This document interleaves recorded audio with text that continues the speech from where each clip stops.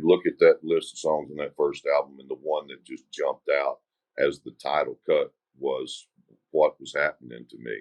I was dreaming out loud. I was living this dream at the top of my voice. It was just the obvious choice for the title of the album. Hi, I'm Trace Adkins, and this is the hit story of my album, Dreamin' Out Loud.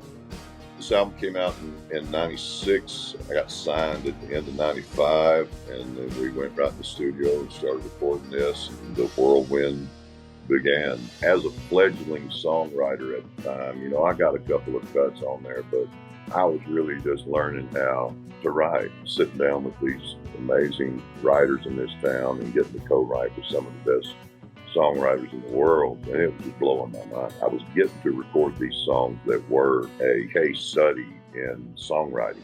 I don't think we overcut too much on that album. I came with a few songs. I think I had 4 or 5 already, and so we just had to find 5 or 6 more. Anybody that's ever recorded with Scott Hendricks can attest to the same thing. There's a lot of pressure recording with Scott because Scott's mantra is every song could be a single. That's the way he wants to cut records, and that's the way that I've continued to cut records throughout my career. You should be able to take all the songs on your album and put the titles of them on the wall, put a blindfold on and throw a dart, and whichever song it hits is the next single. Everything on the record should be that good. So that was the challenge, to find those 11 songs that could all possibly be singles. I always try to shy away from telling people what my favorite song on the record is. You pour your heart and soul into every one that you do. I try to do the very best that I can with every one of these songs. And so it's like picking your favorite child. I may have a favorite child, but I'm not going to tell you which one it is because it's going to hurt somebody's feelings. The title of the album usually gives you a little bit of a hint. I had such a wonderful experience the first time I actually heard my song sitting in the car on the radio, because I'd been out on this radio tour the whole time. First time I heard it was on my hometown country radio station in Shreveport, Louisiana.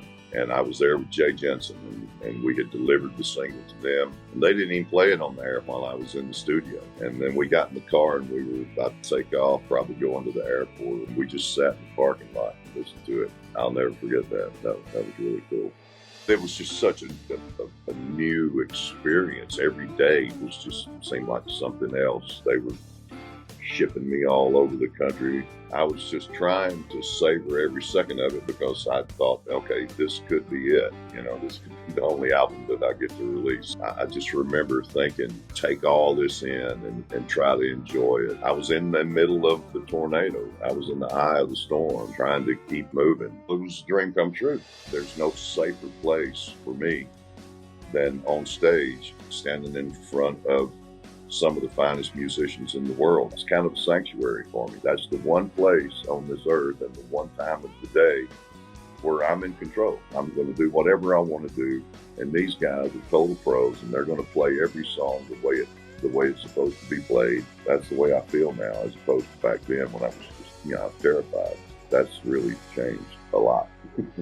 This new album that we just did, it's appropriate that it's my 25th anniversary album, because there's a lot of stuff on this album that could have been on that first one. I don't take it for granted. I tell people that every night when I'm on stage. I realize that the only reason that I'm still here is because you allow me to be. I've had dedicated hardcore fans for 25 years that come up to me and say, I've been with you the whole way. It's heartwarming to hear.